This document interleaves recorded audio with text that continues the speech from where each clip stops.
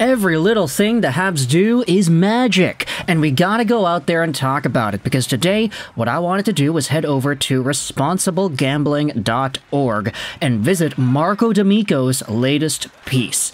I'm pretty sure most of y'all are familiar with Marco D'Amico. He used to do a lot of stuff for Hockey Now and TSN, but he does have a particular spot on the rg.org website, and earlier yesterday, he published an article going over some Montreal Canadiens trade updates that I think are going to be pretty interesting to dive into here.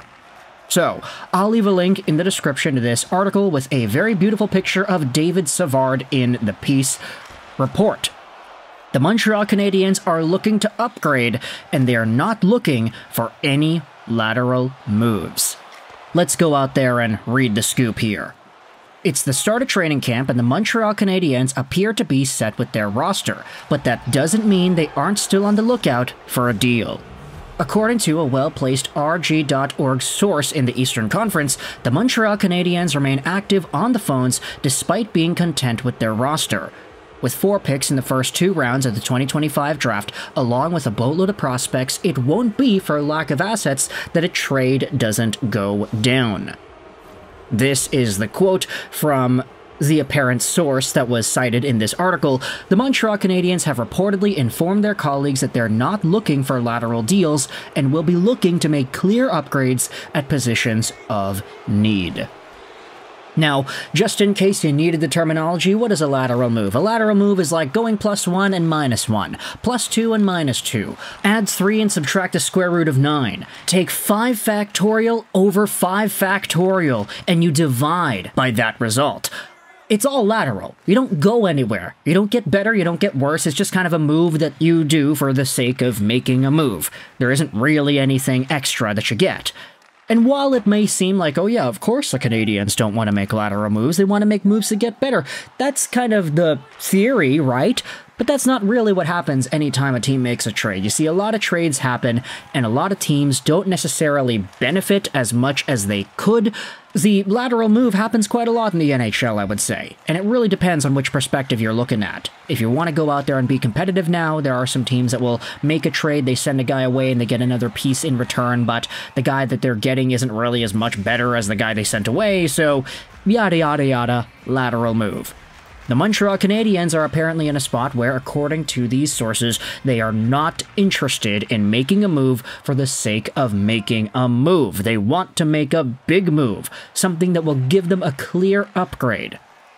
Now, the article writes that they want an upgrade at the position of need. What exactly does that mean here? Well, let's further go into what exactly Marco D'Amico writes.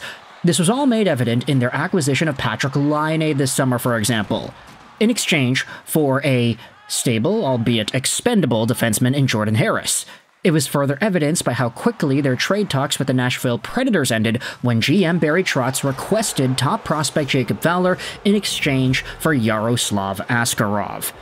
We did make a video about that a few days ago, by the way, but when you think about it in those terms, okay, the Montreal Canadiens are in the talks for Askarov, they want to get this dude, they want to add him to their team, but all of a sudden the Predators are asking for Fowler. Okay, if you trade away Fowler for Askarov, while Askarov is the better prospect, how much better is he than Fowler?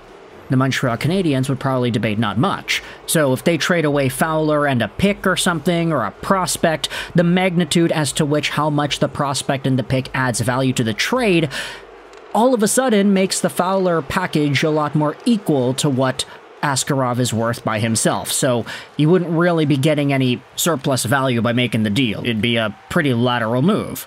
So that's why the Canadiens did not bite on this.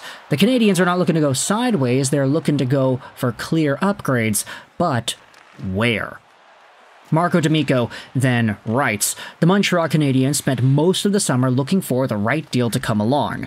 They were involved in conversations for Zegras, Necas, and even Rector McGroarty around the 2024 draft. Ultimately, those deals fell through because the Canadiens were able to acquire the type of elite talent they were looking for in Ivan Demidov and Michael Hage. The Habs still aren't fully satisfied at forward, especially when it comes to goal scoring. Yes, they acquired Laine, drafted Demidov, and already have Cole Caulfield and Suzuki, but championship rosters generally have 6 forwards that can pot 20-plus goals. but especially for this upcoming season, the right side of their defense is where the most attention will be given on the market. With this in mind, the article then goes out there and talks about right-handed defensemen, guys like Logan Mailloux, Baron Reinbacher, and Bogdan Konyushkov.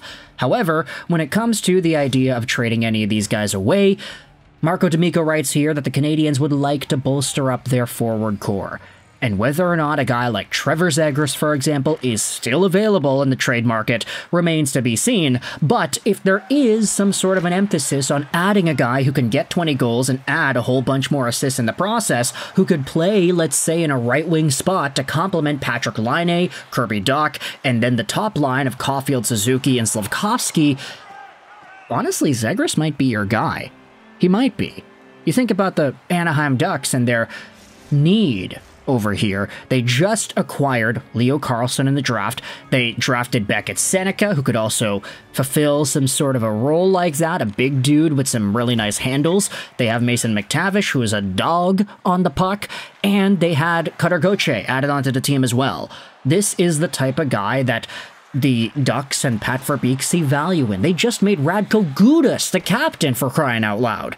This is a team that likes their physicality and they like their undying, hard-working, hard-nosed nature. Not saying that Trevor Zegras doesn't work hard, not saying that he's not a hard-nosed player, it's just he's a different kind of player, a wildly different kind of player. And I think because of the style that Pat Verbeek is trying to build up and enforce with this Anaheim team, it's easy to come to the conclusion that says, hey, Trevor Zegras isn't really the kind of player that fits that mold. So if he is still available, as the article talks about, hey, Montreal was going out there and continuously pursuing him, if he is still available, then the Montreal Canadiens might actually have it in their best interests to go out there and see what they could offer around for Zegras one more time. Try to get this done one more time. If they need to go into LTIR territory with the Carey Price contract, then they do have the capability of doing that. They're already over the cap by $2 million, I'm pretty sure. So if a guy like Z is possibly connected to the Montreal Canadiens one more time, who knows how far those kinds of conversations would go. The rest of the article will be linked in the description if you want to go ahead and read it. D'Amico writes about some of the guys that they could trade away, the Canadiens, that is, the prospects, etc., etc. He ends off by saying this: it's not by chance that team defense has been the word at Canadiens training camp so far, as the organization has a set goal of shoring up play in their own zone. The Canadiens believe in their youth and want to give them every chance to prove themselves, but if things take longer than predicted, they will need a clear upgrade on defense to hit the next level. It's an organizational tipping point, and one that will be tested this season as the Canadiens look to take the next step in their rebuild over the next few years. Right now, though, defense is a bit of a surplus, so if you wanted to say there are guys that are expendable on right D, it does make sense in my opinion. So, let me know your thoughts in the comment section below about this Montreal Canadiens trade update, how Marco D'Amico wrote this piece. He's saying that the Canadiens want to add guys, they do not want to make any lateral moves. It seems to be the tale of the tape here. They want to trade away guys that they have too many of for guys that will help them out on forward in particular. Is Trevor Zegras that guy? I want you to let me know your thoughts in the comment section below, and if you're an Anaheim Ducks fan, out of the right-handed defenseman core that the Montreal Canadiens have right now, you're talking about Reinbacher, you're talking about Savard, you're talking about all these guys that have been drafted and put into a spotlight. Out of these guys, who is it that you want the most for your team? Assuming the Anaheim Ducks are involved here, and assuming Trevor Zegras is the return. Of course, it wouldn't be like Baron for Zegras straight up. The Canadiens would probably have to add some stuff too. But with all this in mind, I want you to let me know your thoughts in the comment section below. I hope you enjoyed this video. And bye.